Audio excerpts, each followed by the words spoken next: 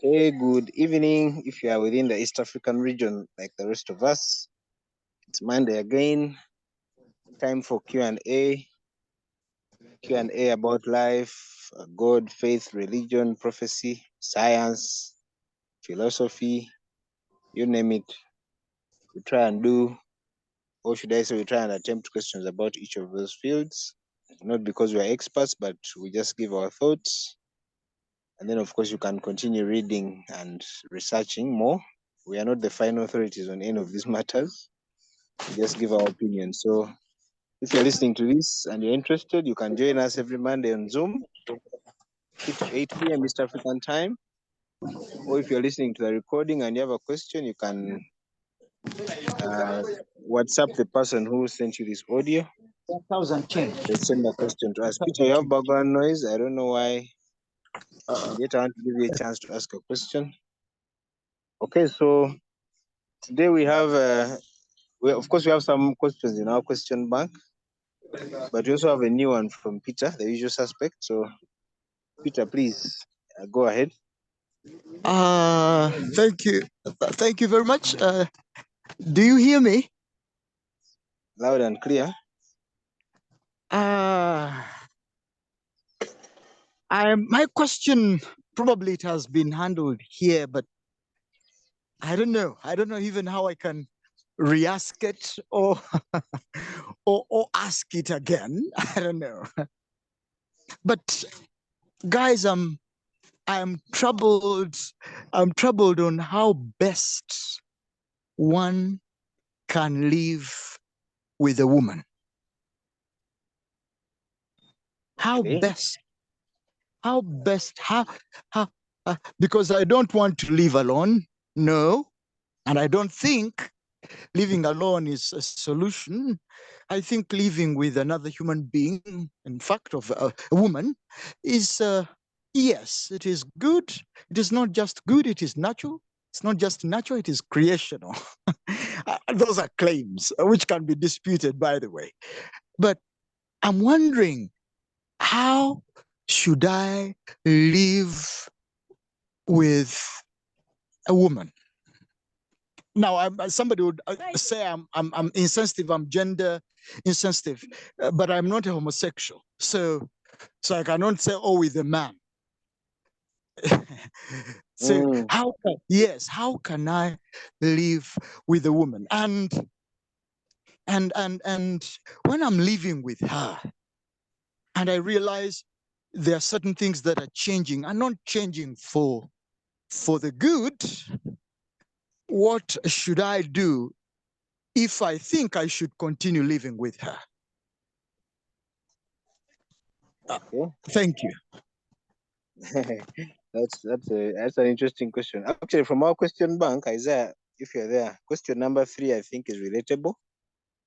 Because in the question bank, we had a question from Nancha. It was a continuation of that. Sorry? I was about to tell him that we have that on the list, but I think it is useful. It's within the same. Yeah, it's a useful question. Because I think Nancha also asked this about a few weeks ago. We've not been able to answer it. It's good you've asked your question, Peter. Peter is, for those who have just joined, Peter is asking, how does a man live with another human being, a woman specifically, especially in those times when things seem to be bleak, or things seem to be hard? Of course, many people here are married. I think apart from Kato, the rest of us are married. Hopefully we'll be able to share either what we know from experience or what we've read or heard from others. Yeah, so, but then Nancha's question is, what is the difference between living together, in brackets, wisely and foolishly, and loving each other lovingly, rather wisely and foolishly? I think that was Isaiah's commented on one of the Facebook posts, that we need to learn how to live with each other wisely and foolishly, or how to love each other wisely and foolishly. Because of that reason, Isaiah, I want to give you the first chance to submit.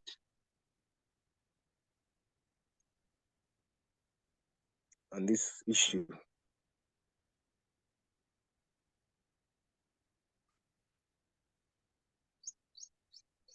Hello?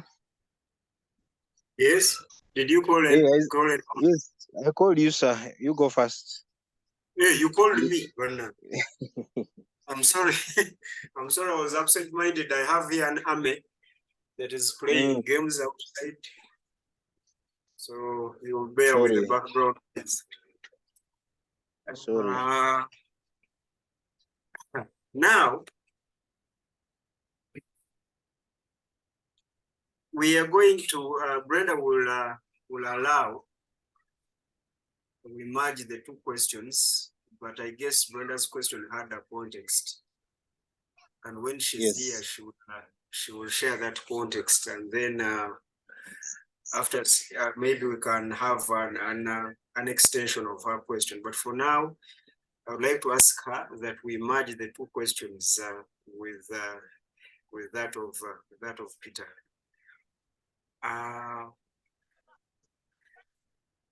Now, moderator, I am going to say a few things, but first and foremost,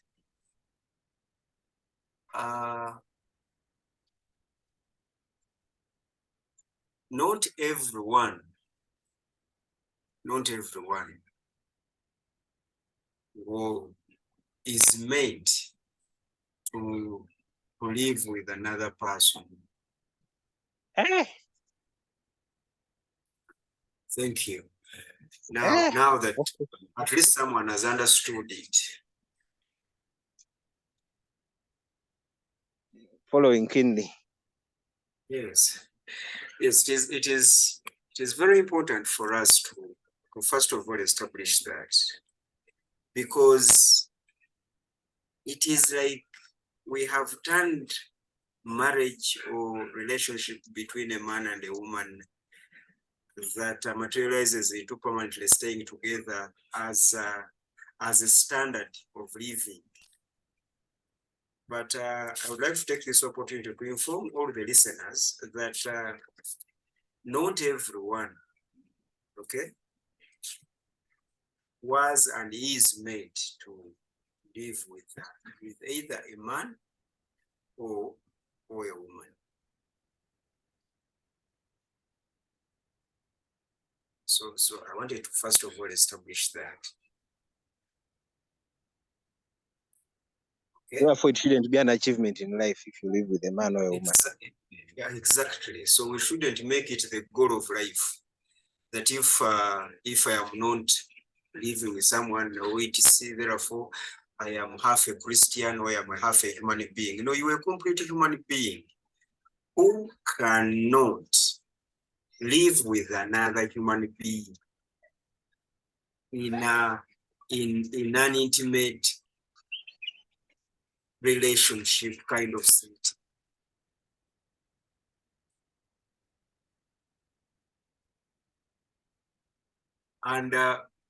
And this kind of celibacy should not be turned into an institute like the Catholic Church have done, that the priest must not marry and then the sisters also must have sisters. No, that's not what I'm talking about.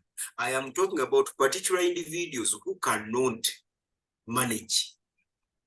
And for those, I have a text. It might look far-fetched, but it is close to that. Verse 10 of Matthew chapter 19 says, the disciples say to him, if such is the case of a man with his wife, it is not expedient to marry. Verse 11 says, but Jesus said to them, not all men can receive this saying, but only those to whom it is given.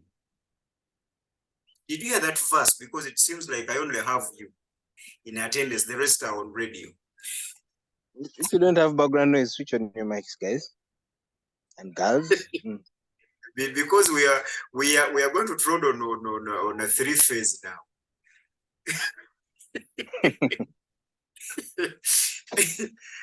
I'm here. I am here, Baba. I want to demystify this cult and the mysticism around marriage. Marriage is a beautiful thing. It is a very important aspect of life. It is crucial for sociologies. It is very important. But we should not give it more importance than it deserves and than it has earned. Verse 11 says, not all men can receive this saying. In fact, the saying that I've already stated, not all men can receive. Now, but only those to whom it is given. Now note that this is not a choice.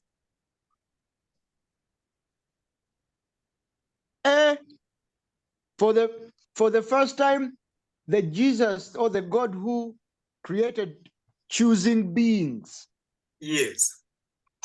has something for us not to choose. No, no, this is not a choice for you to make. It is like your talent. Did you choose your talent? I hope I've addressed your queries there. It is a given. And then he went ahead to say in verse 12, for there are eunuchs who have been so from birth,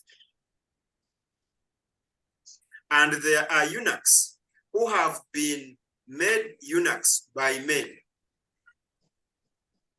and there are eunuchs who have made themselves eunuchs for the sake of the kingdom of heaven. He who is able to receive this, let him receive it.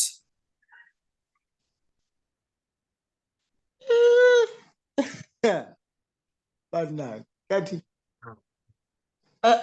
Msumba. What shall we do with 10:7 with chapter 2 of Genesis, verse 7 and 8? For it is not good for man to be alone. You see, Mr. Serubide, there are many married people who are alone.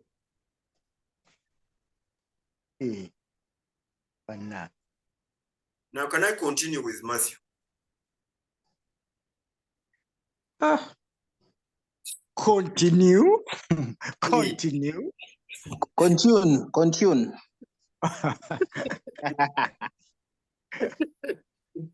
Well, Soma. Now,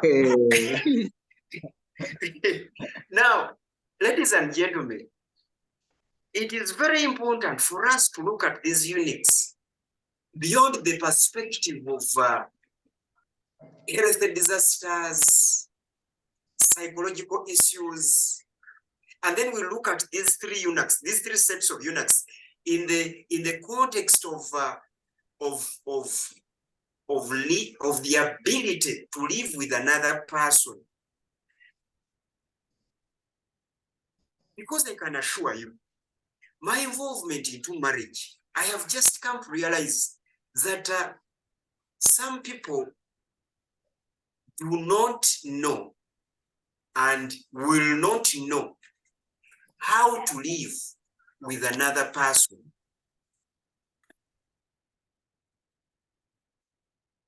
All they will keep doing is marrying and marrying and marrying and marrying again until they die.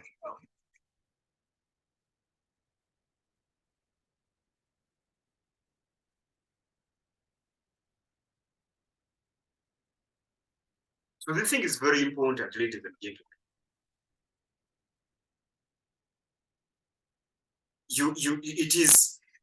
There's a difference between getting married and living with another person in that marriage. And essentially, I think 99% of the people in this world have the ability to marry and to get married. In fact, the major reason as to why those who want to get married are not married is because they have not decided to get married. The day you decide to get married, you're going to get married.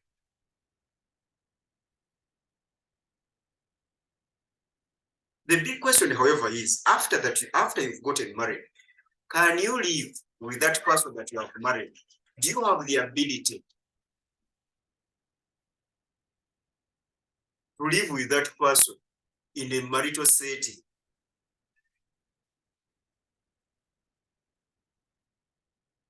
Now, that is one of the most serious things. Now, back to the eunuchs.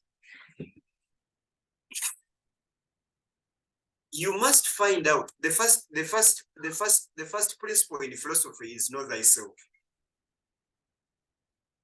You must first of all get to know who you are, the kind of person you are, and confirm you can live with another person together with yourself. Because the eunuchism I'm talking about here.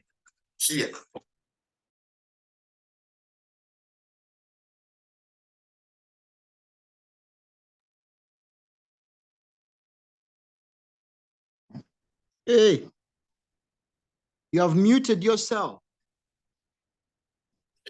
I suspect you received a phone call. Hello? Yes, sir. At what point did I go off? Identity, know thyself. Eating itself again and again. Okay. Hello? So that's the first principle. That's the first principle. Once you get to know yourself, then you will determine the kind of person you can live with in contrast to who you are. B, you also make that decision whether you are that kind of person who can live with another person. Pastor, but that too is an uphill task and it takes time. That is what they call living this life.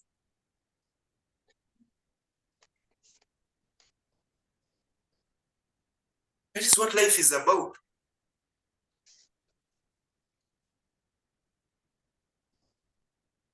And for that matter, because we don't want to, Jesus.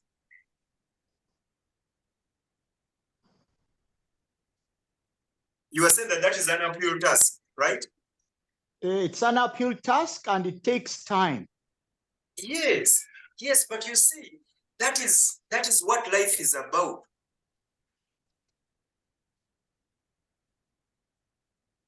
And because we have not taken that time, this is why we are struggling in these relationships.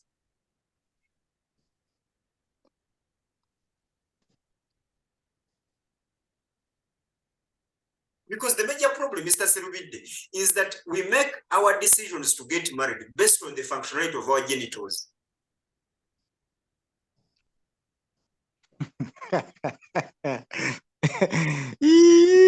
Have you reduced us to that low?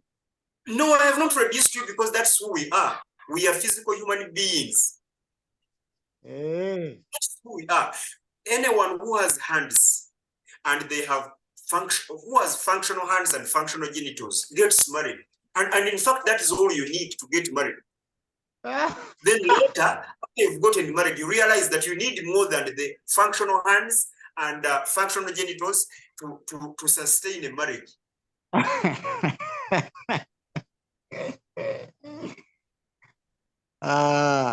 Because those who teach Matthew 19 from verse 10 to verse 12, they will tell you that the eunuchs that are being told about here, they are the impotents. Yes, but there are other eunuchs. For instance, eunuch grade 3 that says, and there are eunuchs who have made themselves eunuchs for the sake of the kingdom of heaven. This is the verse that the Catholic Church uses to teach their celibacy. But if marriage was ordained by God himself, isn't it? Then why should someone make himself a eunuch for the kingdom of heaven? Because marriage is heavenly made. Isn't it what we've taught for ages? Hey. Exactly. So if marriage is heaven made, then why would someone make himself a eunuch for the kingdom of heaven? Then you have to understand that Jesus here is talking about a very different thing, not the Catholic celibacy. Hey.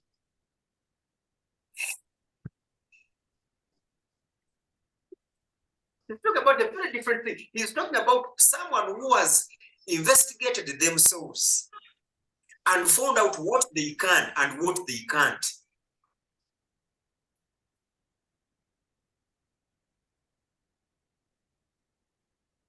And after they have determined their cans and their can'ts, then they make that decision not to go into a marital setting, aka a permanent intimate relationship, where you have to always bear and carry the emotional baggage of the other partner. Because marriage is a relationship where you have to apologize when you are not wrong. In fact, especially when you are right, you have to apologize. Then in marriage, someone has to get angry, and then you are responsible. Without them telling you, you are responsible, first of all, for making them angry. Number two, finding out why they are angry without telling you. Number three, making them happy and driving them out of their anger that they put themselves into. However, you are not allowed to say that they took themselves into that anger. No, you are responsible. You are the one who drove them there. So first of all, start by apologizing. Find out why they are angry. Okay? Then start on the journey of making them happy. Bannange, ndi wanonzeka oba mwaliwo abiwulira ebyo ndowooza nzaali obubi. So if you cannot do that, then you cannot sustain that relationship. I normally mock modern men, the corporate men, the Jethros, who babysit more than their wives.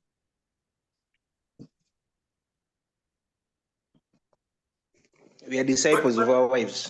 The disciples of their wives. But do you know why? Because that is how you sustain a marriage. And you have to be the man, the head of the family, and at the same time be the servant and disciple of your wife. But again, stay the head of the family. Yes, Pedro, come in very quickly, my brother. Me, I've been listening in patient. I've been listening in, sorry, but my concern is your response. You haven't taken into the account of the cultural shift probably that we're facing, because me, when I always read so many history books around Uganda, but that they seem not to have been issues regarding to marriage. So I wanted you also to explain from that angle.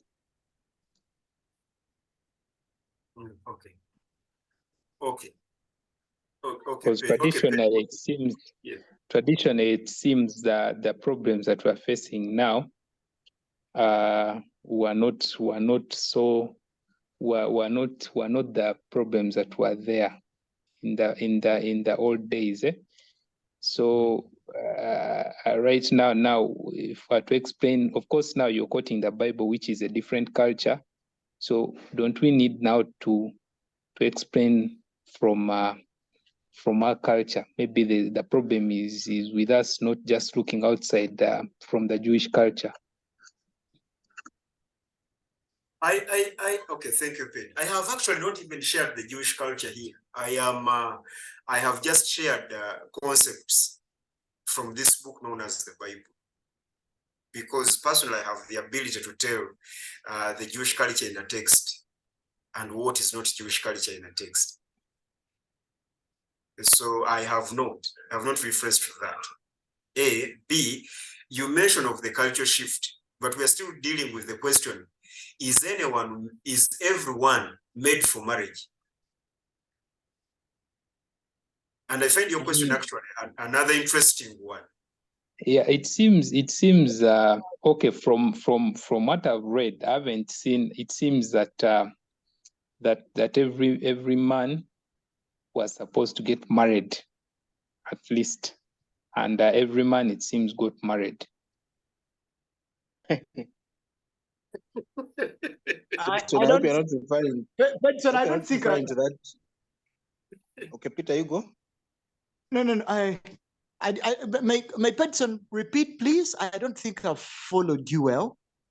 I was saying, from hypothetically speaking, from the Okay.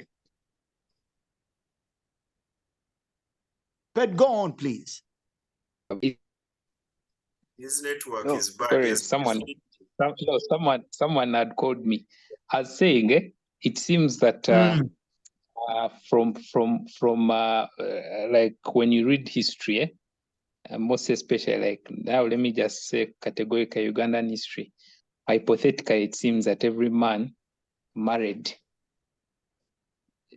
I haven't met any case where this they're talking about a story and then you find that there's this man here who never married, and even actually even the marriage, even for women, it was also at that high percentage. So me, I just stand to be corrected, because I think right now the problem that we're having is probably a cultural shift, like the things that we've been discussing here, monogamy, then of course that empowerment of women. So it's the reason why now we keep asking this question: should every person marry? So that's what I was trying to say. Okay. First of all, two things, Peterson, very quickly. First and foremost, this idea of cultural shift should not present itself as a new phenomenon. Culture has been shifting since it was born.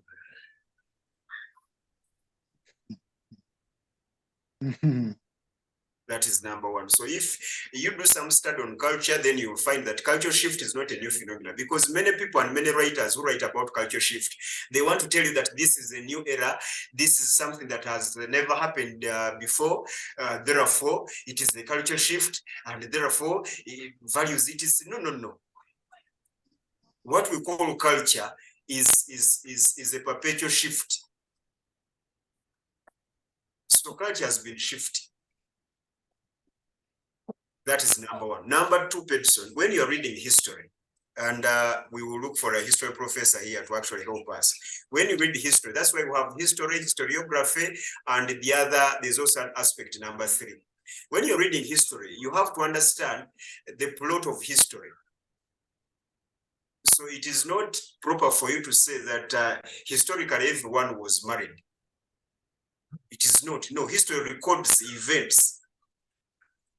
Now, the best way to find out and to challenge your view that historically everyone was married, you need to find out that you need to go on Google, at least, because that is the public library that we have now. You need to go on Google and Google significant people who never married in life in history. Then you look Me at as Isaiah, as I was just talking about our set. For example, we're 8 people on the call. Maybe someone can guide if he has his grandfather who was single, who died single. Just like a random sampling here. But you see, what you're doing there is not everyone. What you're doing there is statistics. You would have told us that most of them. Don't tell us that everyone. And yes, of course, statistics are representative of It do not represent everyone. You said everyone, person.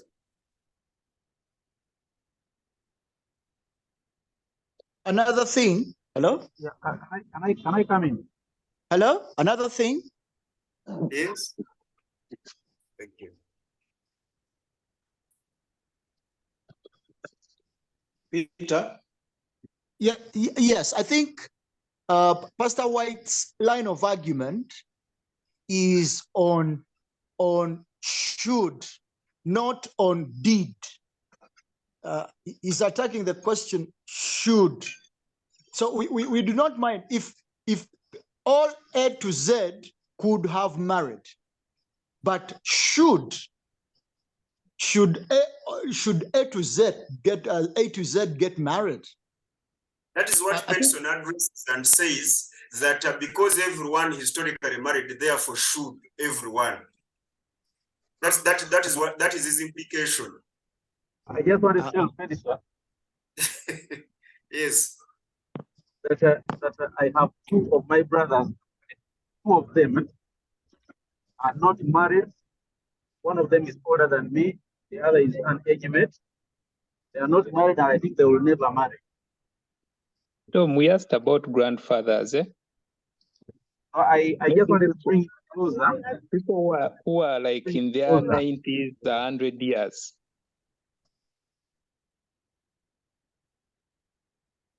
Because the question that person that you need to answer, and then we wind up this first recording. Are you saying that all the people in their 90s in the world married?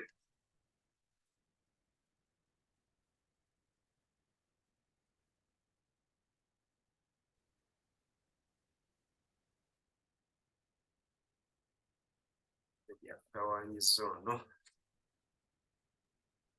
Isaiah, please go on with your submission.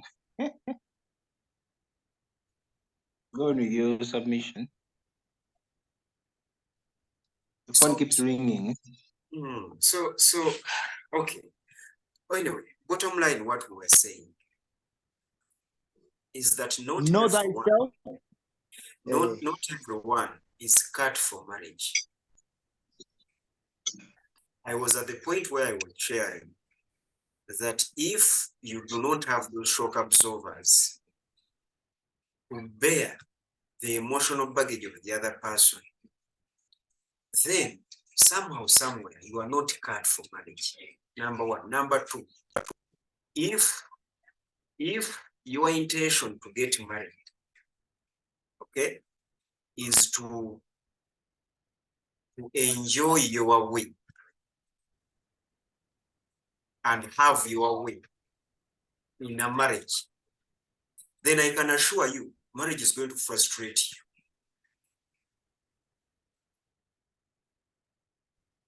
No matter how many compatibility tests that you do and exercises, if you're not willing to serve, not to be served, if you're not willing to serve, and you only intend to be served, you will not succeed in marriage.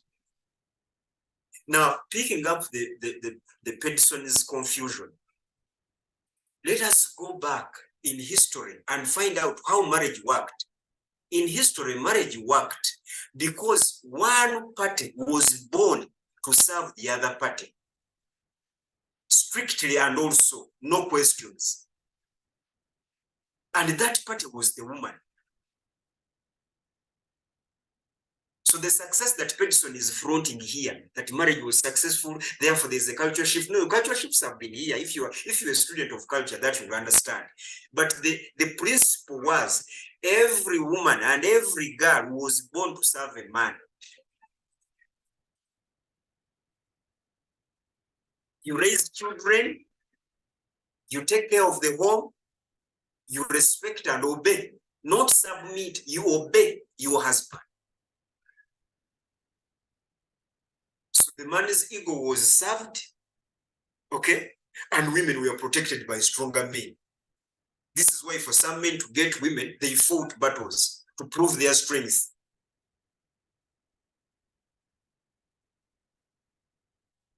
And then the Industrial Revolution came, and then here we are with gender equality. We no longer even know what gender means. We are now even questioning, we are in a generation where it is asking, what is a woman? What is a man? That's where we are. So no lady is willing to serve her man. Okay, that is also another blanket statement. There are very few ladies who are willing to not only submit but to obey their husbands. What modern women want, they want their husbands to serve them. In fact, it is now the men to obey and submit to their wives for marriages to work. All those people that you see who are celebrating marriages and all those couples that you see on the streets, and you wish you were part of that setting. The man is a servant and is obeying his wife. So if you're a man here and you're not willing to minister to someone's daughter, do not marry her. Because some of the ladies can no longer be intimidated. They no longer need your protection. No, they have their money and they have the police and they have their lawyers. So what are you going to do for this breed of women to sustain a marriage with them as a man? Because they can literally hire everything from sex in the bedroom to an Ivan Wong, a martial artist expert. They are educated. They are empowered in courts.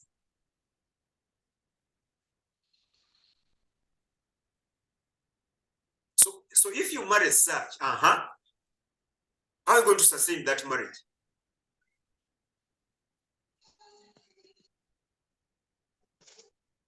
By being what Becky has just written here, even these great men that you see around Kampala and actually nationwide, the great men that you see, they're just kings in jail.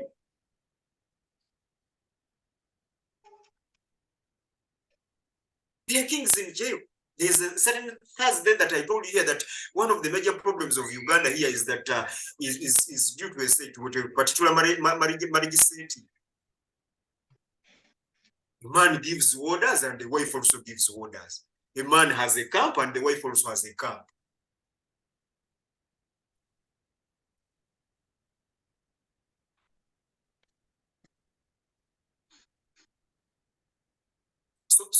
So let us face it, whether we want to believe it or not. There are some people, okay, who are cut for marriage. And there are those who are not cut for marriage. The earlier you realize that, the better your life will be. Christians should stop this idea of castigating single life. Everyone who is single is less a Christian. No, some people cannot afford this whole thing known as marriage. You can't. You can't. Some of us are speaking from experience. Some of you are thriving on indoctrination.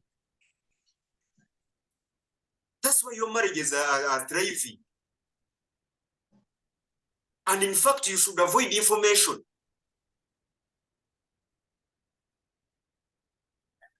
Because some information is going to hurt your marital setting. So you stay in that indoctrination because it is healthy for you and for your head. Others, it is a status quo. Marriage is thriving on that. The day that status goes, marriage also flies through the window. Others, it is a scarecrow. Your parents, your sociology, your religion, you are in there because of that.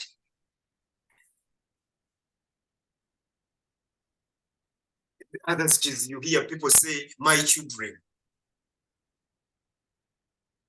Now, do you really guys want to tell me that is marriage? Because essentially we are in a generation where marriages are built on not mutual love and relationship. No, they are built on external factors. Then we are in a world where people are running their 50th marriage. They are 50th, 1, 2, 3, 4, 5. And then Yeah. you wonder why. And then you wonder why did they marry 5 at a go? No, they did not marry 5. Why didn't they marry? Why didn't they marry?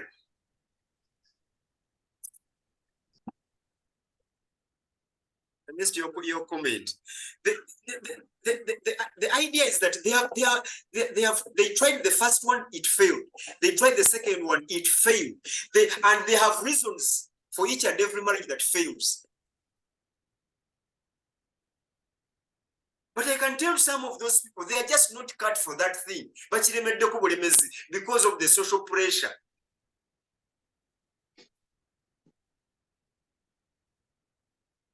So it is better at your third marriage for you to give up with right reasons. Because the reasons that we give really, we only point fingers. When marriage fails, we point fingers. My husband was bad. My wife was bad. It was my partner who was wrong.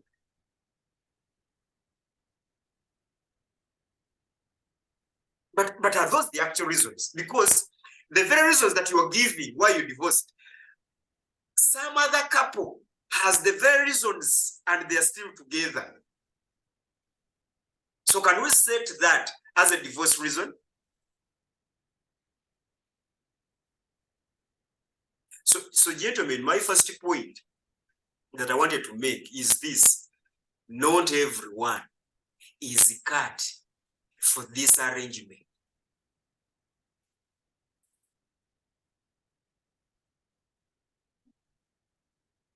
I am telling you, marriage has nothing to do with sex. There are many married couples that are not even having sex.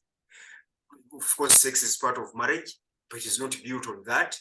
You can get sex. So if you're marrying for sex, really, something that you can get even without marriage, woe unto you.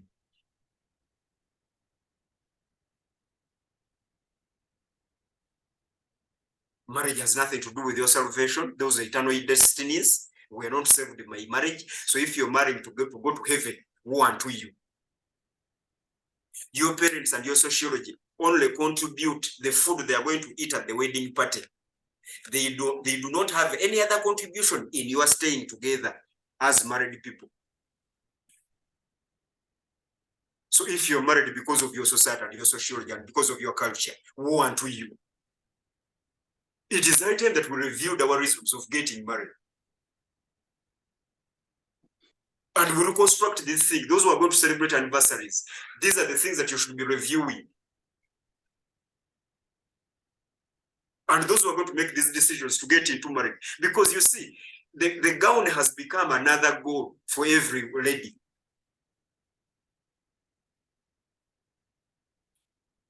You don't have to know who you're going to live with, as long as they are willing to provide that gown and that auspicious wedding.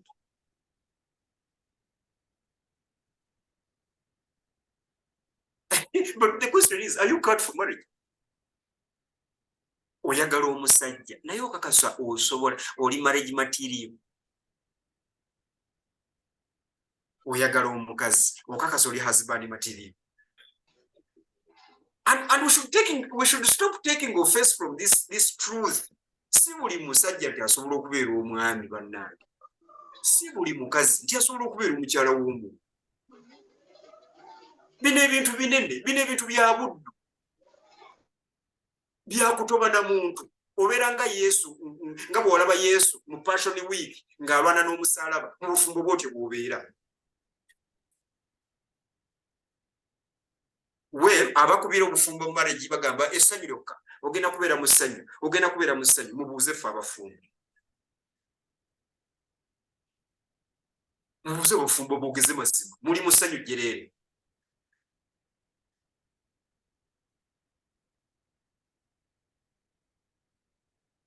So really, don't take offense. Si buli muntu tino wabino ebintu.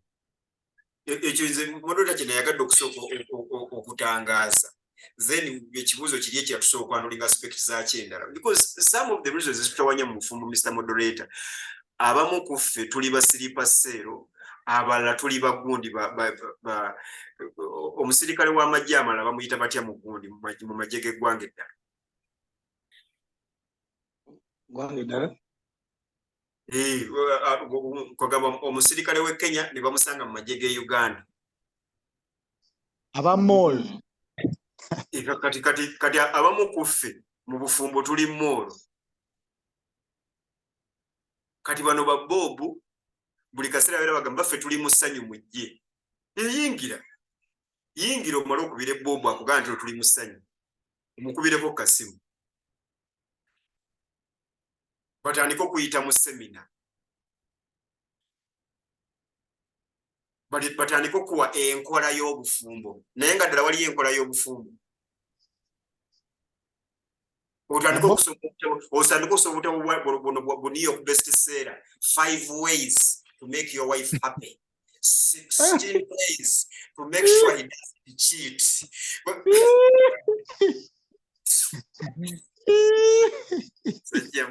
Moderator neyanziza ssebo.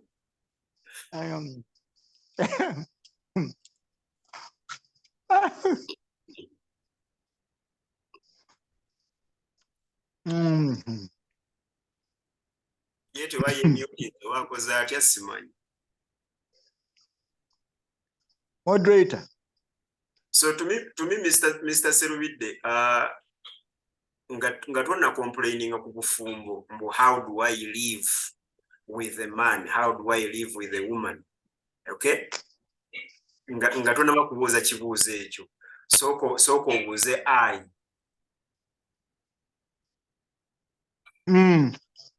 Buli wa bufumbo. Kati waliwo abantu bangi omulaba banoga omusajja n'abeera bw'atyo sina mufumbo, talina buvunaanyizibwa, talina maka, talina eyo sociology. That is a social construct. Kati bwe munaamala okuyimba social construct kati katugende ku reality. Talina maka ye agasobola. Moderator wuyo akomyewo finally.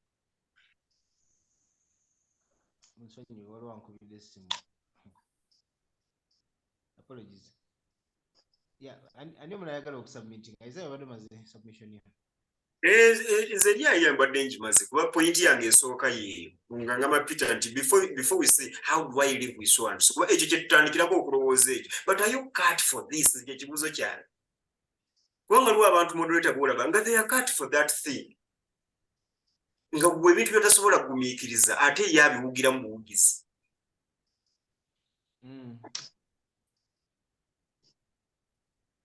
Ate waliwo abalowooza nti basobola balowooza bulowooza. Waliwo n'abalowooza nti basobola anti be bali be nakugambye balina functional hands and functional genitals. Functional hands ntegeeza nti omusajja azimbye ennyumba, aguze emmotoka, alina ssente, alina ne business. Ekiddako kiki? Kuwasa.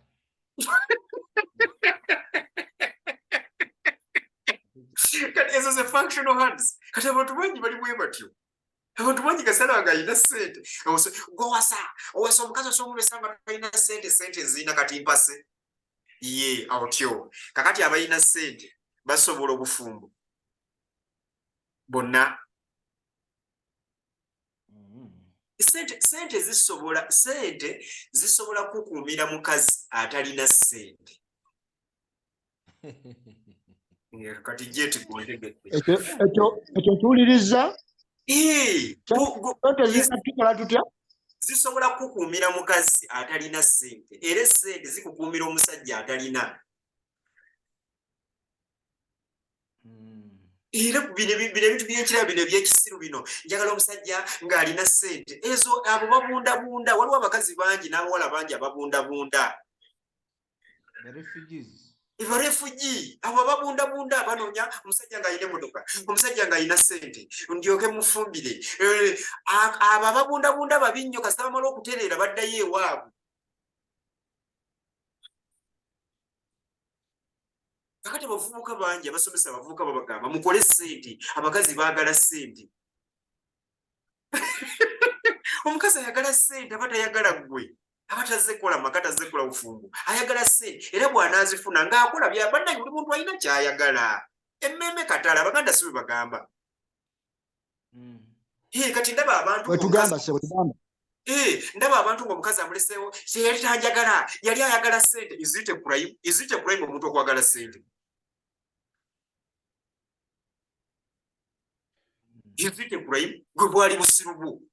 Kubanga gwe walowooza mbukaafune ssente omukazi anjagala aba ayagala gwe. Busiru bwo sirika. Kakati omwana muwala afunye ssente agenze omwana mulenzi akuggyeko ssente kubanga wano omulembe gw'e Kampala kati waliwo abawala bangi abali mu kulabirira abasajja. Ezo embwa kasita bamala okuzijja wansi eri ne zitereera ne zibasamba emigere. Temukirabyeko ekyo? Ateredde kati naye luli bwe yalinga enjala emuluma nga yeezize ng'eggongolo buli kiwamugamba ng'okola ng'akikola. Kati omufunidde omulimu omuzimbi omugulidde essaati ennungi n'empale ennungi n'engatto ennungi kati naye atuula mu bantu bye yatatuula namu kati atandise kukuba mpi yali tayagala ggwe yali muleta nkomyawo Becky Nantongo ng'oyo Brunake kayina violence kayina so really functional hands tulekerawo zibbe esingako okusalawo mbuba tusobola obufumbo because I have a house omukazi nyina wanaasula because kati kiringa era okuzaala abaana nange ebintu bino bikulu okuzaala abaana osobola because it is semen naye osobola okubeera omuzadde okuwasemba osobola okubeera omuzadde bulijjo ono mbaga nti abaana bangi bazadde baana bannaabwe nga bombi beetaaga kubeera parente. Nakati n'obufumbo nakyo bwekityo bwe kiri embaga ogisobola n'ebyokuko ne bwoba tobisobola bakusondera juzi temwansondera niba tubasonda embaga tewali kijja kukulemesa mbaga bajja kusonda ne bwoba nabakusaba ebyobuko nga byenkana bitya ate oba okumanya tewali kikulemesa taata w'omuwala ne bwaga nti njagala ente 4 ne zibalema bannakyalo balumba taata w'omwana ne bamugamba ofa kinensi.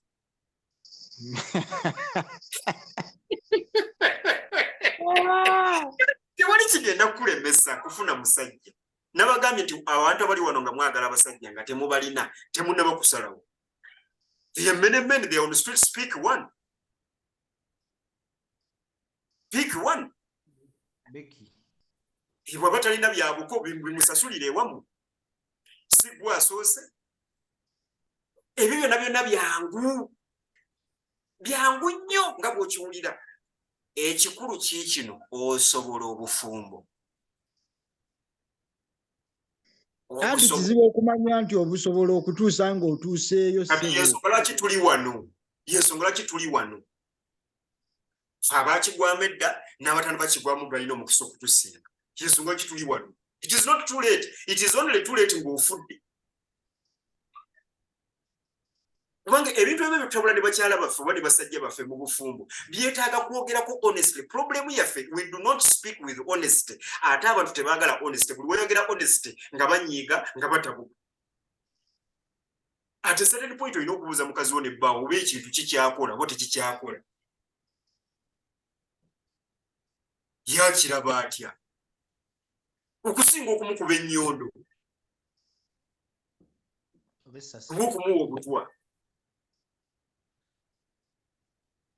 So moderator kyekiseera abantu batandike kati nga tukozesa n'ekintu kya Peterson kyeresa ekyakalikyo shift ngwadde ebaddengawo mu culture anthropology ne nga tukozesa n'ekintu kibaita ekyakalikyo shift kyekiseera abantu babuuze but was I cut for marriage? Otherwise oyinza okugamba naye omanyi kanfuna omukazi omulala n'omufuna era naye agenda kutawaanya nguulu. Ugambye ova eno n'ogamba kanziruke eri mponye kubanga eno oleseeyo abazimbye.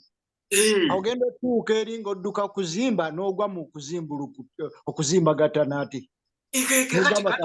Kati gw'olowooza nti ogenda kufuna omukazi omulala ng'olingaga nti ogenda kumujja ku planet endala etali eno. N'ogamba ekyanzirisizza kwazimbye n'engwa azimbagatanye. Oba kyekyaki. Idea yange egamba nti buli muntu addeyo ye reflectingeku ate abeere honest ate aleme kutya kubanga abantu bangi bwe boogera ku kintu eky'obufumbo balaba Katonda ng'azze ajja yennyini Katonda ajja atambuza na bigere.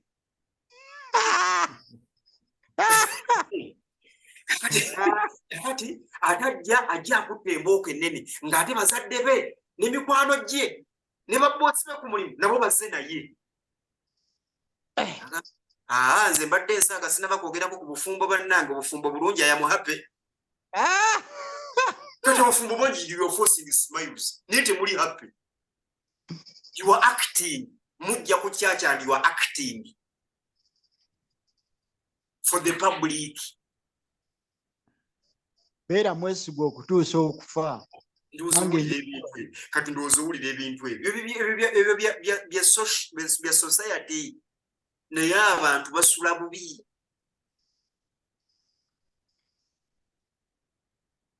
Naye nga be beesuza obubi bo bennyini. So ekyo tekitegeeza nti tewaliyo bantu bali happy mu bufumbo gye bali nga bali happy. And there are reasons for that. Nazibawadde dda. Mukama Katonda oba akuwadde essanyu mu bufumbo, amiina. Okubeera ne patana mu bulamu bw'ensi eno ky'ekintu ekindowooza ekisinga akikiwala. Naye bwe kiba ng'ogenda bannange, if you are not cut for marriage, I can assure you ogenda kulumya bulumya baana b'abaana. Era olina okutuuka ekiseera n'obeera mu Kristaayo n'oleka omwana w'abandi omubonyaabonya. N'oleka omwana w'abandi omubonyaabonya. Kaabe mulenzi kaabe muwala. N'agenda. Sometimes omubonyaabonya kubanga you are even too brilliant for him. Omuntu oyagala musiru munne. And they will be happy. Awazibu They will be happy nga bakologa bwe bati mu ttaka, but they will be very happy. Naye gwe oli mujjamu. Bwe tosobola kukologa ttaka, leka omwana w'abandi anoonye munne mu gwe bakologa ettaka.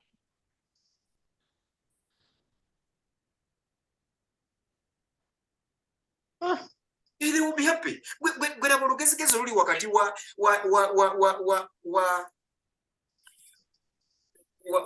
FB lawyer ne Isaiah politician. bwe bagenda kuzaala Ssemujju. Hakati la maka gaabwe okalabe. Hakati ate omala olabe alien skin ne bad black. Waliwo omuntu agoberera relationship ya bad black ne kana akasajja ke yafuna. Badde nze sinagoberera. Kati nze njigoberera kubanga nze nvunaanyizibwa. Bad black yafuna omusajja. Naye mu Uganda laavu ekyasinze okubeera ey'akabi mwe twogerera olwaleero ya bad black ne kasajja ke. Amwana.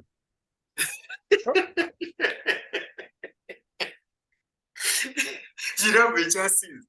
Naye omanye engeri gye batambuzaamu laavu. Omukazi alina okutuuka essaawa nga 5 ez'ekiro n'adda ku kompyuta n'atandika okukola. Okukola? Okukola. Bad black kati akolera ku kompyuta. Akolera ku kompyuta kati ssebo. Era alina ne live chats. Pedisoni. Oyo Patterson gwali mu kumanyira ambassador wa university namba. Sebo akolera kompyuta n'oluzungu nalwo alwana nalwo mpaka nga ggusiza omulimu era nga customer amuleesi. Naye ng'omwami ali wano. Era balina emirimu egimu gye bafuna ng'alina okugenda n'omwami. Omwami n'asigala mu mmotoka. Ye n'agenda ebimu mu kalina mu woteeri n'akola.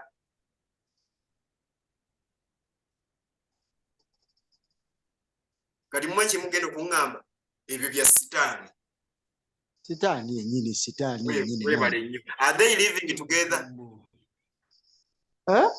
Are they living together? They are living together. Happiness so. Are they happy? Webale nnyo Tom. Kakati mwe mukole nnyo eby'amagezi nga bwe musayininga zi divorce. Kyenakugambye bw'oba oli zonto funa zonto munno. Actually, at the marriage is a beautiful thing. Bad black ne muninkini we ekola. buli muntu oyagala kubeera happy n'omuntu gwali naye. Kuba mumwagala kuŋŋamba nti bad black kyakola kyo kibi, naye omukazi eyeekubana ne baba be ssente za gavumenti nga bafumbo, ekyo tekifaana kya bad black. Era mwagala kuŋŋamba nti waliwo bakazi bafumbirwa babbi ababaggalira ne babakweka. Obufumbo bamubulaba. Era mwagala kuŋŋamba gwe mukazi wo, gwe musajja gwe gwali wano ampuliriza, mukazi wo talina kyakumanyiiko nga yakigambye public nti egweri.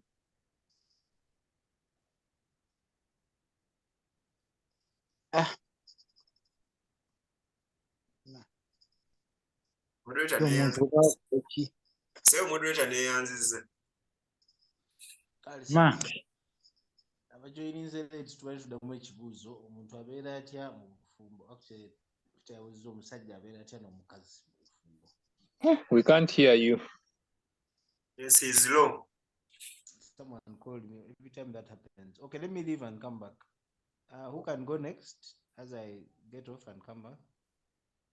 We didn't hear the question. Who can go next? If you have something to say, he's going to go off and come back. So if you have something to say, you can say it now as he reconnects.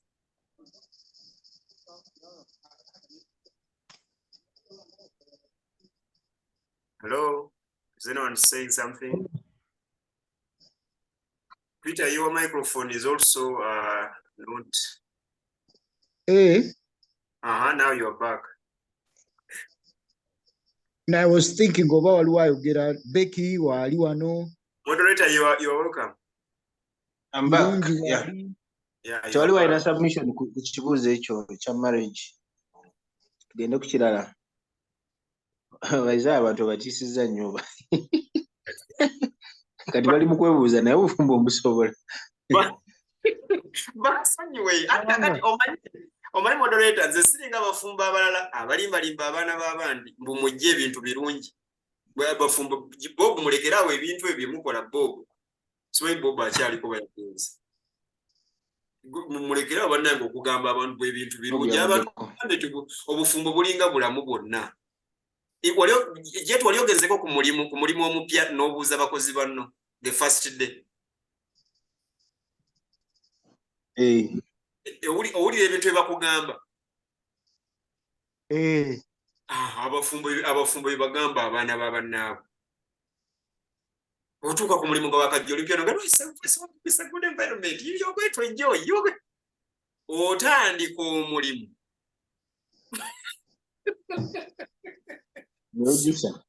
N'obuuza abakozi banno banne mwaŋŋamba ojja kumanya. You're welcome. Abafumbo bati bwe bakola. Abafumbo bati bwe bakola. Gwebuuza obufumbo no, it is the best thing. It is the best thing. You are going to enjoy life. Era nga bana bali ku kyeyo nabo bagamba jangu dola ziwooma.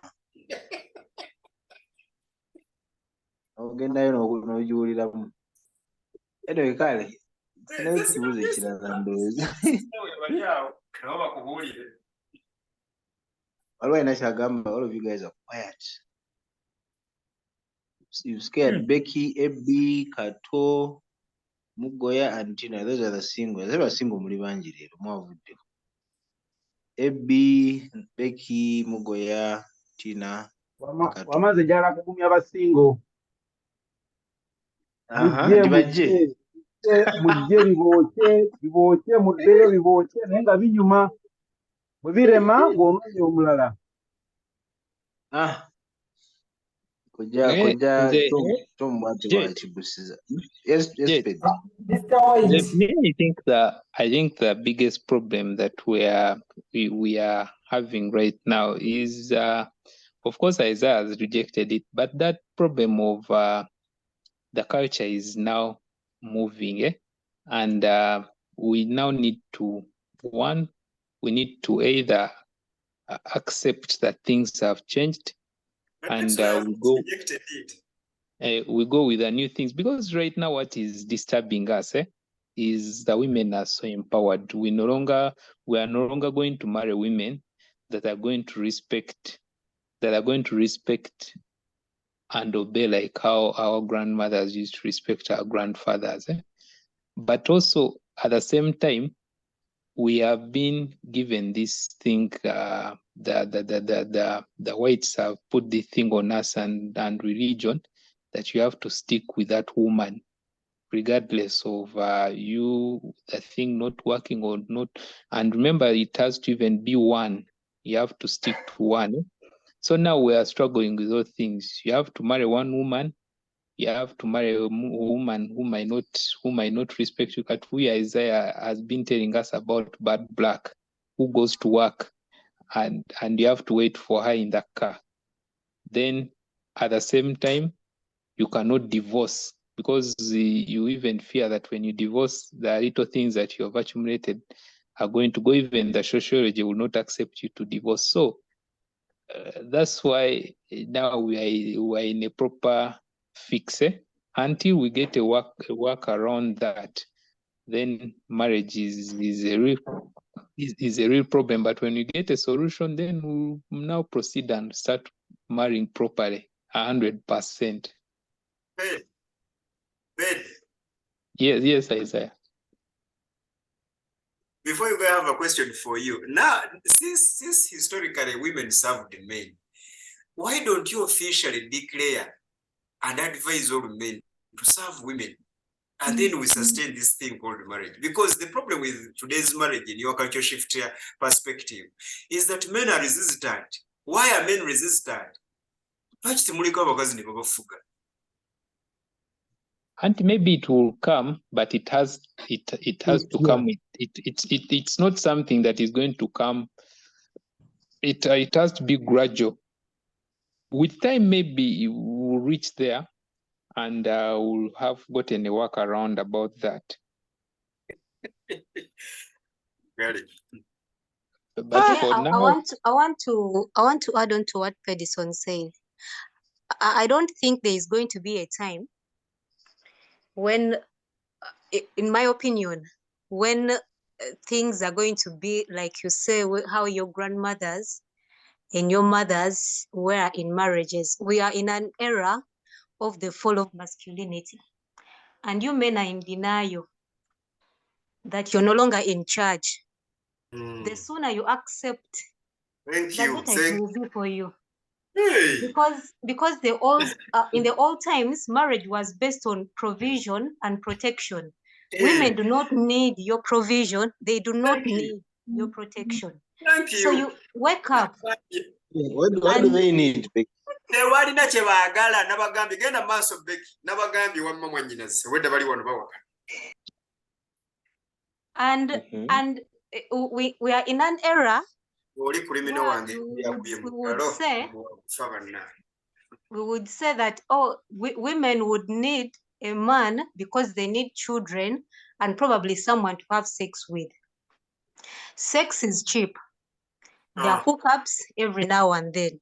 There are dildos, there are sperm donors. You can get a sperm of someone whom you don't know, you don't even want to know.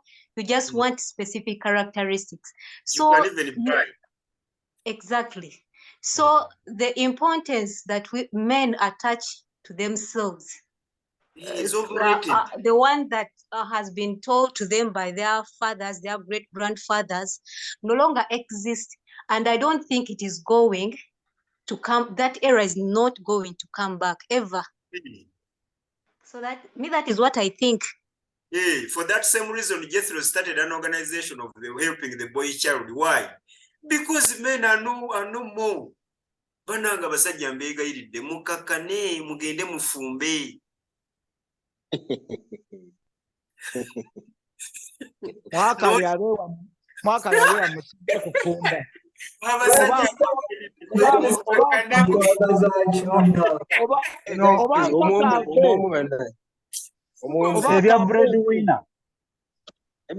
me listen to Kato. Let me listen to Kato first. Yeah. Guys, most of them.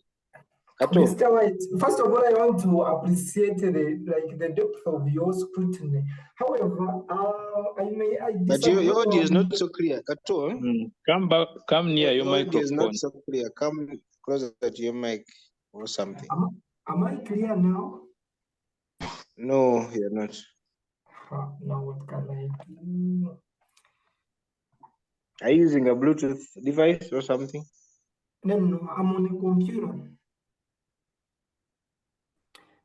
Anyway, you keep going. I guess we shall pick what we will be able to pick. Keep going. Okay, let me bend and I get the microphone. You can keep. No, That's I'll better. warn you while you. That's better.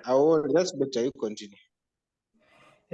Okay, I wanted to first appreciate how Mr. Wade scrutinized this question. However, I disagree. I believe traditionally and even now, men have always like lived to serve their partners, not that it's them that we are being served. You can imagine like in those traditional times in the past, now the men were the ones to face like the consequences of like going in the bush hunting and whatnot, and even now most of the responsibilities lying with the man, not actually with the female. Like I believe females have always kind of like exploited us somehow, and even now, currently, even they have the government supports them a lot. I'm happy to know that actually Jethro is trying to do something to empower a boy child, because boys are left out now. Like if you can't prove that you're worth it, no one is able to actually even like be on your side or what. We don't have mentors, what, like those kind of things. So with this empowerment of women and whatnot, and now when we talk about living with a woman, most especially, most of them, of course, women are like they are takers, like in the relationship, as you put it. When you are in a relationship, you are married to a woman, for them, they expect taking from you. And now we are almost equal. Like now the society has made it in a way that almost a boy child and a girl child are equal. They are all fully empowered. Okay. So now when you find that you have this kind of a woman whom you think that you're kind of equal, she's trying to eye on someone who is better than you, and they aren't considerate. I know there are some exceptions, but most of them, they might not care. So now, when we go back to the question of Peter, really living with such kind of a person, this can be challenging. And like for me, who is still single, I'm still trying to look into these issues. I don't know where I will fall. On the Ojja kufumba osaaga. sijja kufumba wakirimbireka. So now, really, that is a really important question, and I've been listening attentively to your response, and I believe we can as well give it like sometime, like in the future during these sessions, we discuss it like to the depth, because it is really important. I submit, Mr. Moderator. Thank you, Kato. Mugoya ojja kunyiga ettooke. Baana abasajja bajja kufumba basaaga. Mugoya ojja kunyiga ettooke.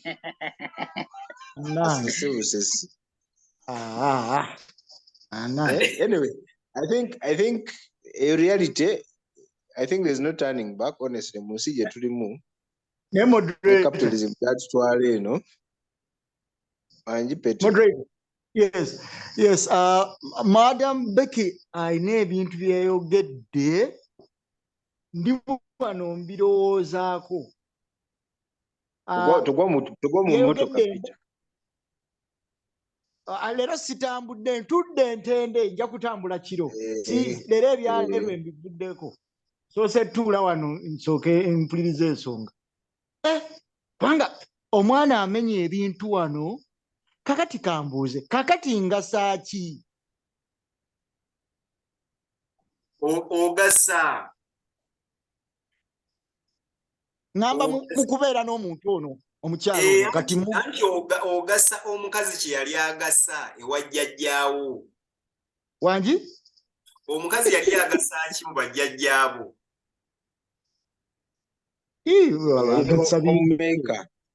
Omukazi yaliho mu meeka, sexual object, then parent. kakati And labor. And labor. Webale nnyo and labor. Kakati naawe kati kyogasa. naye omwana akugambye wano Beki akugambye nti ebyo byonna babirina alternative nga siriiwo ate nga alternative zisinga nange kati awo anti kati akugambye oli omu ku ebyo ebikozesebwa kati gwe kasinga Beki akuwasa kuba kati mukyabawasa kati singa ofuna omukisa Beki akuwasa naye bagundi temunyiiga bannange abakazi ekyo ekintu bakikoledde emyaka kumpi 12 mwe abasajja okukikola emyaka 10 olwo babayiseeko nnyo. Naye muliriza mwami Serubidde setting eriwo eriwo eti kyobola nze nabagambye are you cut for it? Ekintu ekyo kikulu nnyo nga tonneetabiikiriza mira ebintu bya relationship kati wuuyo oyagala omukazi akuwulire. Omwana wa munaayi nadiguli kitaawe yamuweerera mu ssomero n'amala okusoma omutadde waka nti taakole kubanga mukazi wo. Ekyo tojja kukikola. Kati bw'otamala kukikola kakati gwe kyogenda okukola ogenda kukola giri emirimu omukazi gye yakolanga era abasajja mwena muteekwa okuyiga okufumba. Pastor, waliwo kubanga takola naye nga takola n'okumulabirira tomulabirira ng'ate bw'avaawo awo n'agamba kanfuna akalimu k'enkola asobola okwerabirira n'okusinga okumuwa ssente osooka mulangira tolina kyokola wano ssente oyonoonyonoone kwegamba ze ssente ez'okunjogererako ebigambo agenze n'atoba ebibi asinga. Beki tusigale wali wennyini tusigale tuleme genda mu buntu tusigale wali wennyini bano abasajja tusooke tubamala akajjanja bategeere reality yino nti ne bw'oba oyina ssente ng'olina ssente njagala abasajja bakitegeere nti omukazi alina okufuga awo we tuli. Kakati naye kubanga kino kyenjogerako mwami Serubidde nga tonnayomba kino kyenjogerako mu ggwanga mwekiri tulina abantu be tuyita ba kings in jail nga kabaka celebrity akola ki naye omukazi nga she's holding him by the balls mu nsonga okwezigambo ekyo nsonga mbi nnyo kati awo we tuli bannange awo we tuli nti gwe Will Smith naye Jada Pinkett akulina awo amagazi gamaze okunnema kakati kyekyo nabagambye are you cut for it mwebale nnyo kubanga wedabye ndi mu kubagamba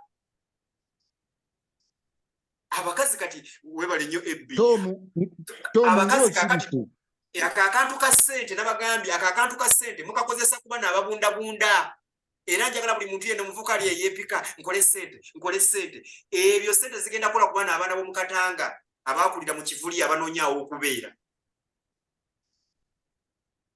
Omwana wawava munno agenda kusanga nga gwasinga ssente e Kampala naye ojja kuba tolina kyomugamba olina okwoza ebintu.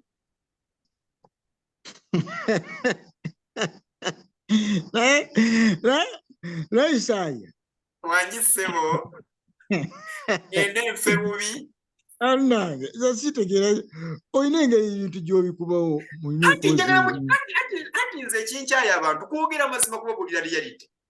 I think Jethro, if you are having if you founded some organization to empower boys, that is a crucial thing to note.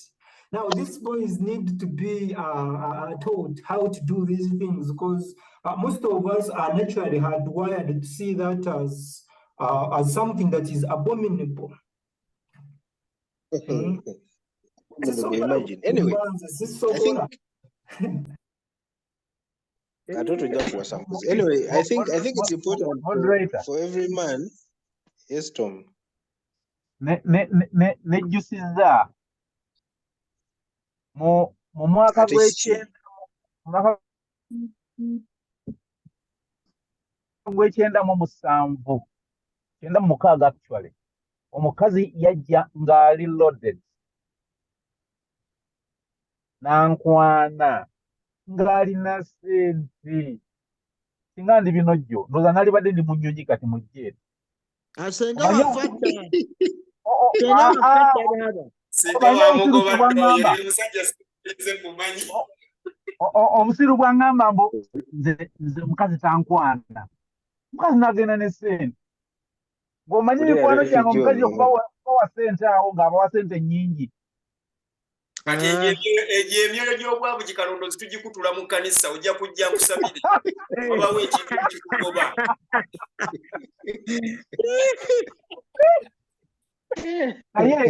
naye nga amazima gennyini abasajja twekaabire naye ate kino ekikoleddwa kino ekirungo ekiri mu musajja ekimufuula omusajja kigenda kuttattanizibwa kati omulembe gukyuse era abasajja mwesibe ebbiri olaba kati tutasana kuwulira nnyimba ka brother weemwe oli ne bwagamba nakulyako naye nga kyamutuddemu dda mukanye emigongo era mukole emigongo nga musinga dildo ng'omugongo oguba nga tegusinga dildo nga bakugoba nga oli nga yetekako amasanyalazi ate kati olina mugaso ki omulala toyina mugaso mulala toyina mugaso mulala omugongo gusinga dildo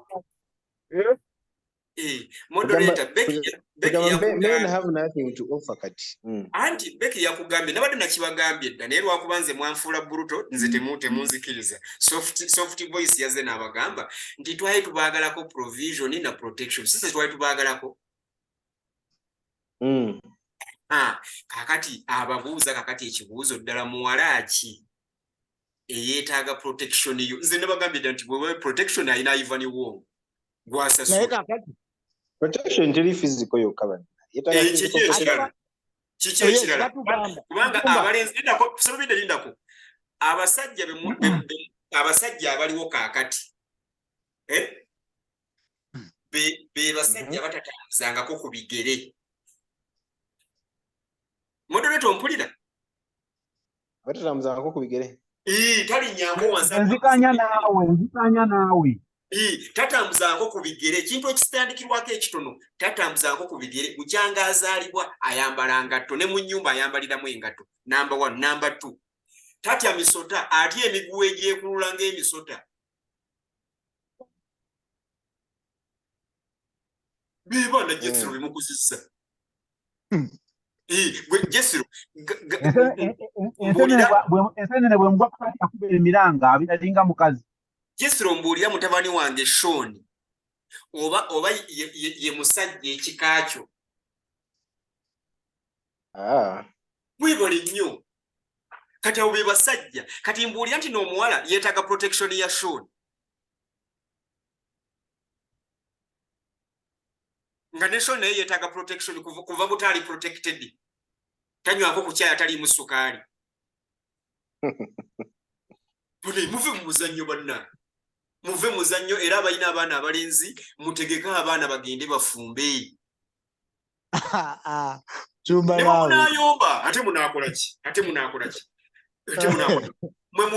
abakazi bazze wano ne bababuuza ekibuuzo mutuwe ekintu kye tubeetaaza kaakati kati bw'oba otegeka omulenzi kaakati basibo ne banyabo ebigambo byange bisembayo kati bw'oba oyina omwana omulenzi naddala bajjesira baagala okuyamba abaana abalenzi oteeka okuteekateeka omwana omulenzi ng'alina ekintu ekyokuwa abakazi oba abawala ekitali ku market place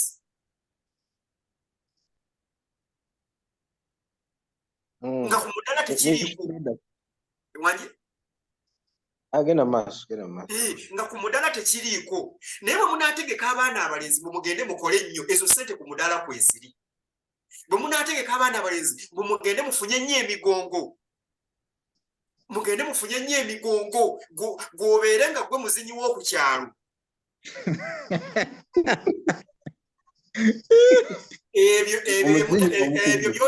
ebyo byotegeseemu omwana vibrator kweziri ku kyalo ezimusinga tosona computing na vibrator eri ku battery goli ku battery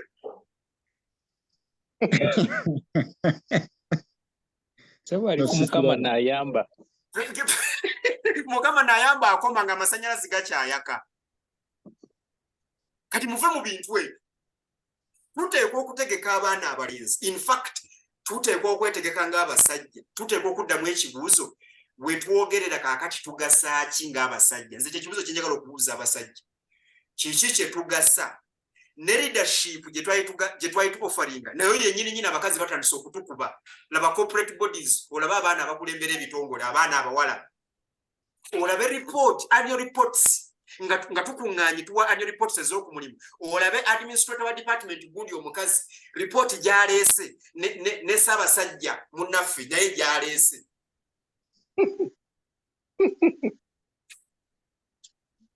mbabuulira bassebo ne bannyabo tugenda kudda ku nguudo era project egenda okuddamu okubeera ennene egenda kubeera empowering the boy child nga ffenna tuli ku nguudo tuteekwa okwetegeka ng'abasajja tuteekwa okutegeka abaana baffe abalenzi ku market place tuleeta ki ekitaliiko ekyo ekibuzo tuna tunakukiddamu mbeegaliridde buli musajja ayiga okuwaata buli musajja wenaona waali akakkane buli musajja ayiga okufumba ayige n'okulisaayo omukyala n'okumuwa ekitiibwa buli musajja ayiga okwoza engoye omukazi ajja gamba saagala ngoye zange mu mashiini yiga okunya olugoye mwami gundi anange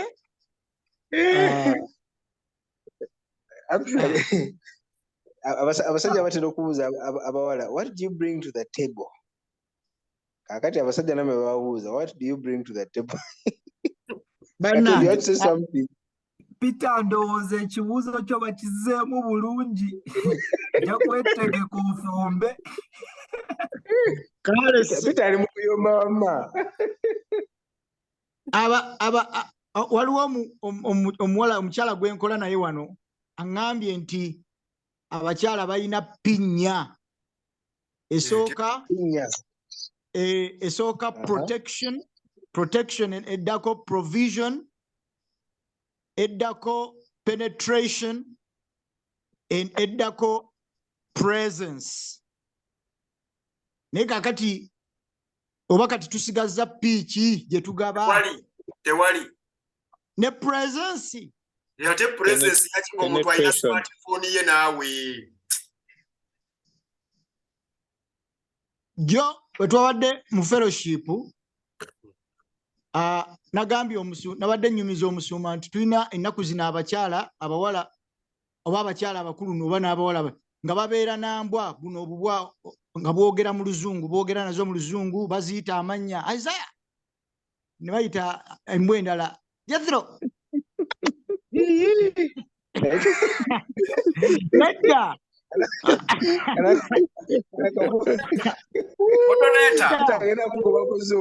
Moderator kambe mu lukiiko luno kanveemu ngenda kulumaamu yenze jamani Stefani Isaiah mumalirize mwanoonya dda Isaiah tebagamba gwe bagamba Isaiah oli embwa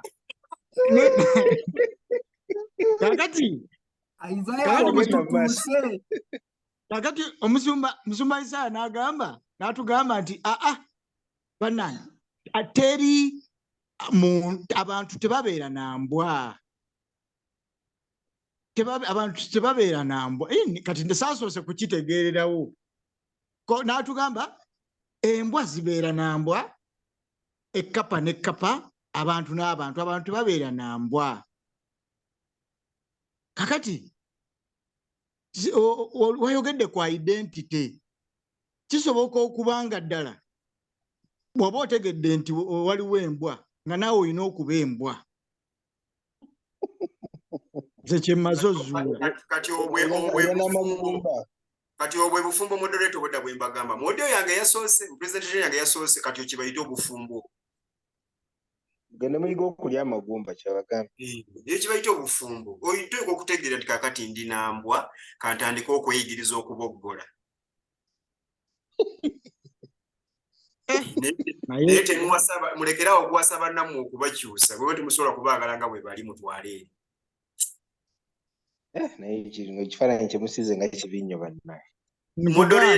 Moderator twagala reality kati mwe muleete ekintu ekirungi moderator gwe tonnaba tuwa presentation egituula. Isaaya abo bagambe beetegeke okusinga abasajja nga basatu bana ku mukazi omu.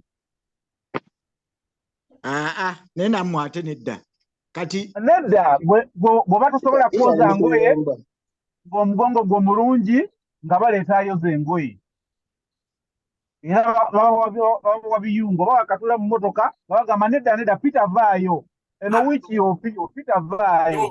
Tom ekyo kyogamba Peter kyawakanya. Ffenna tukimanyi wano e Kampala abakazi balina omuntu asasula ennyumba, balina omuntu afiweringa emmotoka, balina boosi ku mulimu. Ekyo abakazi bakira mulowooza abakazi babeera batya mwezi apartment bazibeerako ku musaala gwabo. Balina n'owa makeup, balina ne boda wa safe boda. Muve mu muzannyo nammwe.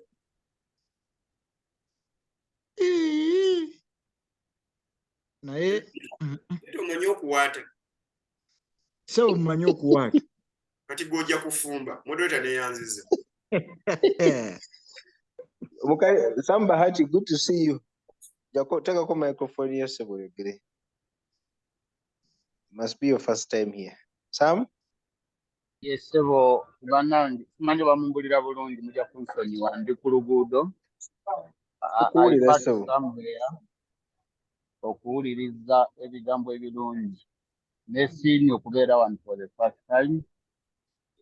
Nesanga omusumba wange alina ebigambo byayogera ebyamagezi nnyo, ebigambo ebyekisajja kikulu, ebintu byetwobserving ebigenda mu maaso right now. Kakati fe abasajja bakuzeekuzeemu waliwo ebintu bye tulaba ebigenda nga bikyuka. And I'm glad Pastor Isaiah and most of you are observing the same thing and realizing and appreciating the changing times. Ebiseera bino mba ntambula ku kkubo kuno ne neetegereza emmotoka ennungi full cars ez'amaanyi abasinga ozibeeramu baana bawala. Very young ladies, young women. Bali mu 20s, bali mu 30s. They are corporate ladies. Genda mu seminars mu the workshops. Tulaba abakyala abajja corporate ladies who are leading big organizations. Ogenda mu offices, kati offices units ziri sensitive ng'eza finance accounts. Abasajja babagobamu. Tewakyali cashier and musajja batono nnyo if they are there. Zirimu bakyala. And I'm wondering why. Probably two reasons. One, ambition z'abakyala zirina limitation yazo. Omukyala bw'abba abanga ng'akulekamu mpola mpola. Kyagala kusula kitongole kyonna abbako ng'alaba that the organization must continue moving up. Ekyokulira abakyala they are very hard working, ebizibu byabwe bitono ate balina n'okutya okutali mu basajja. Omusajja omuteeka mu department eya accounts ekitongole kyonna n'akikuba wansi. N'awasa omukazi omulala kubanga yafunye omulimu.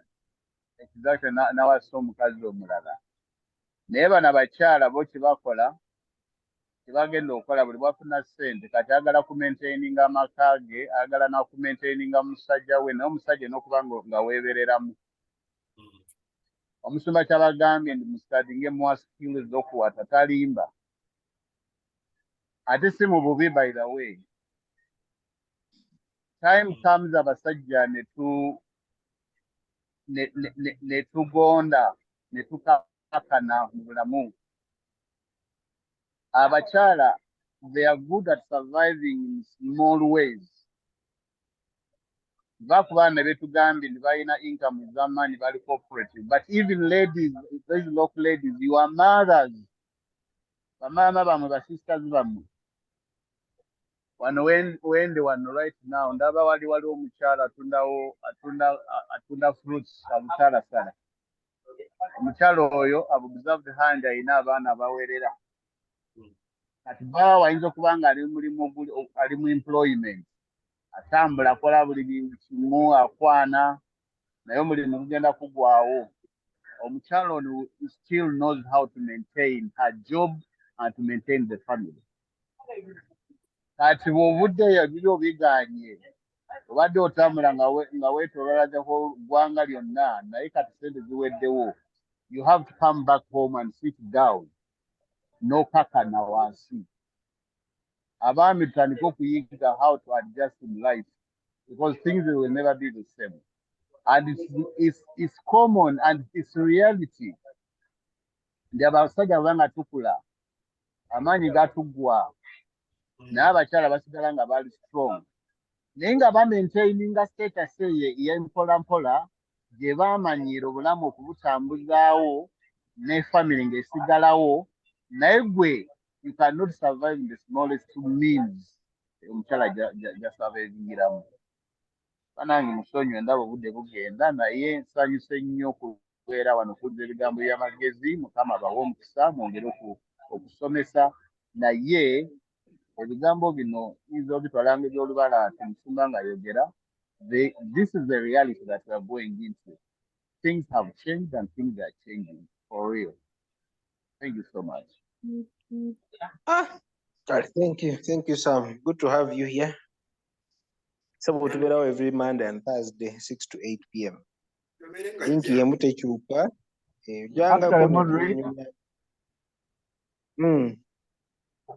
Sam kyayogedde tunuulira abaana abagraduatinga mu masomero ne mu matendekero aga waggulu.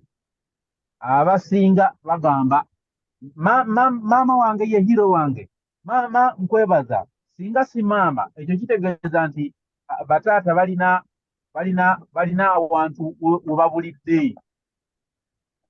Now ekyo kimu zezimu ku nsonga ezisitudde ezireetedde abasajja okugamba nti ebintu bikyuse kati abakazi be bali waggulu naye tuli bubi nnyo.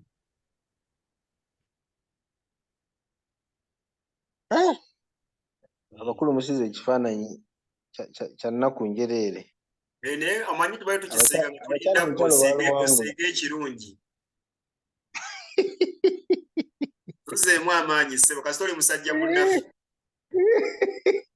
Abakyala bawangula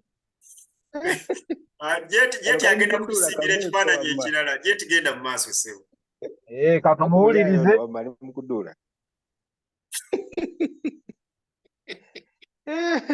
So abakulu abali wano abatannawasa mugoya kato n'abaawasa gwamanyi mbu tetunnaba. Anti owulire. Ataddeko kokomeroni era akoze Moderator. mugoya bamuwasa wanjipita. Nga weeri Mande kambuuze wano ku kintu kubanga wana empulira nsiriikiriddemu nsiridde. Bwe tubanga kiri bwe kityo nga era culture shift ebaddewo. In fact, culture shift is one of the innate features is a culture. Kisoboka okuba nga obuufu context eya mukulu waffe Pawulo ow'omu Bayibuli n'abalinga ye abalinga abo abagamba omusajja gwe mutwe gw'ekkanisa and so on, nga statements ezo zitudde mu culture.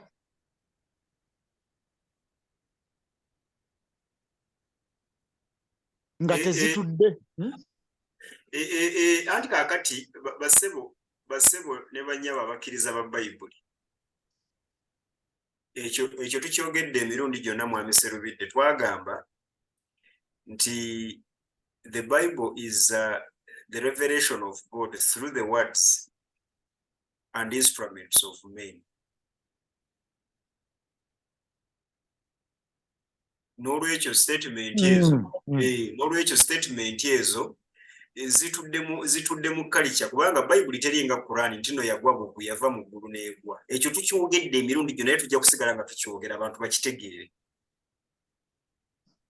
Statement ezo zitudde mu kalicha mwe zitudde nti kalicha yakizuula nti society okukola obulungi omukazi ateekwa okuba ng'ali wansiko w'omusajja.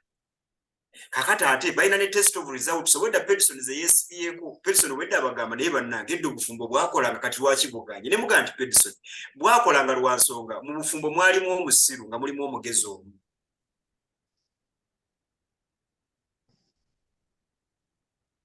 Kati omusiru oyo yali mukyala bajjajja baffe ku bathrivingira baafumba emyaka n'emyaka gyonna naye baafumbanga bati. Era wisdom ya Bayibuli omuntu yenna bw'ayagala okugikozesa ey'Abeefeso 5:24 ejja mukolera. Omukazi bw'anaagenda n'awulira bajja kubeerawo mu bufumbo. Naye kaakati ezo alternatives zikyaliyo nyingi okufuna omukazi anajja okusaavinga n'okuwulira abeere waka omulabirire omuleetere ekiteeteeyi asanyuke. Ezo alternatives gye ziri ziwera zimala nedda. Alternatives ze tuyinawo bano babbeki abakunnyonnyodde ne ba ebbi.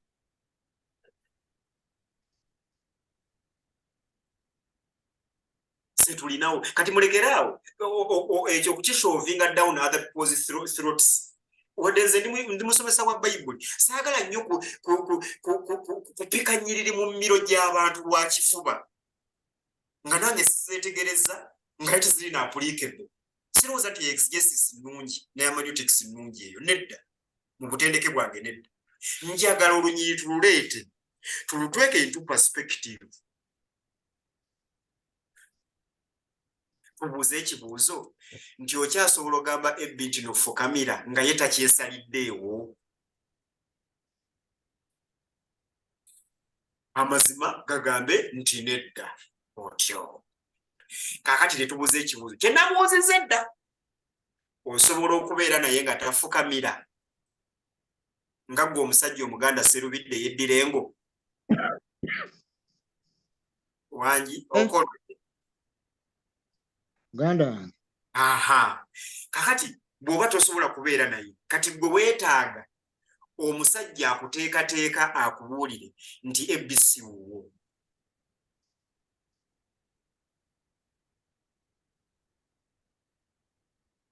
Si wuwo. Ende yekyazanga onoonyeyo gw'okangakanga anaalaba emmotoka n'abeera ng'alabye eggulu kubanga oyina emmotoka kanywa bulungi.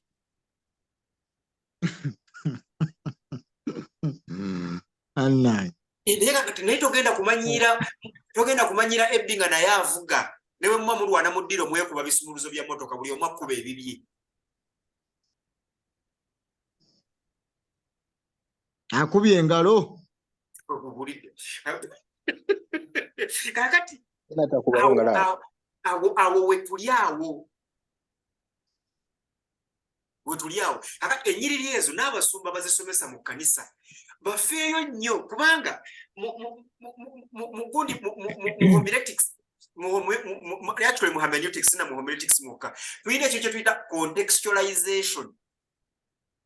Tukisimbuliza ku lunyiri olugamba mbu Pawulo bwe yagamba nti bwe nagenda e Roma neeyisanga abaki? Abaloma bwe nagonda egundi neeyisanga gundi. Pawulo yali tayigiriza compromise nedda yali ayigiriza contextualization. Amazima gano gennyini gwe bw'oyagala okuddukanyizaako amaka osobola okugateeka into context. Kubanga ffe tubeera rebellious ng'ekintu kiviolatinga ultimate value. Ekintu bwe kiba kiviolatinga ultimate value tubeera rebellious. For instance, ffe tuli rebellious ku bisiyaga kubanga tulaba nga kiviolatinga ultimate value. Naye nze mbagulira mazima, nze siri rebellious ku polygamy. Lwasonga the test of results has even proved that monogamy is struggling more than polygamy. Ekyo ndese kyakulabirako temukitwala. Kyengezaako kubagamba kiikino, omulenzi gw'ogenda okufumbirwa omusobola, omuwala gw'ogenda okuwasa omusobola, agwa mu bintu byogwe byoyagala nedda. Tonamuwasa, tomuwasa. Wamuwasa dda, bannange temuttiŋŋana. Ultimate value life, ultimate value life temuttiŋŋana lwa bufumbo. Tebulina gwe butwala mu ggulu, tebulina gwe buliisa ne bunywesa, tebulina gwe buwonya ndwadde ng'agirwadde. N'olwekyo temuttiŋŋana. This is a relationship, bannange. Stop. Nawadde ntandika nabagambye nti I want to demystify this thing called marriage. Kubanga bwe tutaakidemystifying abantu bangi bakittiramu era bakifiiramu. Kakati bw'oba tosobola kuweereza mukazi mu mulembe guno biveeko eby'obufumbo. Ba corporate boys be mulaba e Kampala abavuga emmotoka abaazimba ennyumba bali mu kuweereza bakazi baabwe. Ku kanisa bajja basitudde ensawo erimu ebintu by'omwana nga basitudde n'omwana. Ng'omukazi ali mabega either akulula omwana atambula oba ajja yekka ng'abuuza ku bantu. Tubeera ku makanisa oba ku gundi ku occasions ng'omusajja yali mu kunoonya abaana, omukazi ali mu kubuuza ku mikwano gye. Bwe badde ewaka abasajja babeera mu mafumbiro nga bambadde epuloni bafumbira bammami. Bwekyo okisobola, iye wasa okisobola. Nedda biveeko. Anaye anazumu ya lero nze ojja kuba bulungi mwami Serubidde. Kato yagambye bwe ekibuuzo kyo baakizzeemu. Ekyo okisobola. Are you cut for that? Ate ebyo ojja kubikola nga ne bbiru gwazisasula. Saba nikakana Peter. Ebyo omukazi w'omulembe guno ayagala obikole nga ne bbiru ozisasula. Ekyo kibayita he's taking good care of me. Ate kukukubira essimu n'akugamba jangu ng'olidde oba jangu n'ebyokulya saafumbye. Tobuuza wabadde okola ki, leka naawe be a good husband.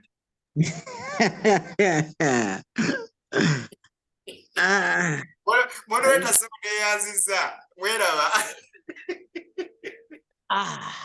Anna Moderator, I might need to look at educational resources that you're cooking for the boy child. Kubanga white chat koze. Wait. we shall talk about this. You know, we shall Chairman. talk. Let me bring in Becky Ngatumaliza. Yes, I think one thing that we also missed out that we've not talked about extensively, which I think you could also include in your boy child initiative, is the issue of being visionary and taking initiative, which is very key in leadership for men. Many these days we're having men who are almost slayers. They want to smell good, dress well, have a car, but because they have a good job, but they usually never think what happens when probably I lose this good job and I cannot afford that apartment that I'm living in. We're having people, some men that are seeing impossibilities in so many things.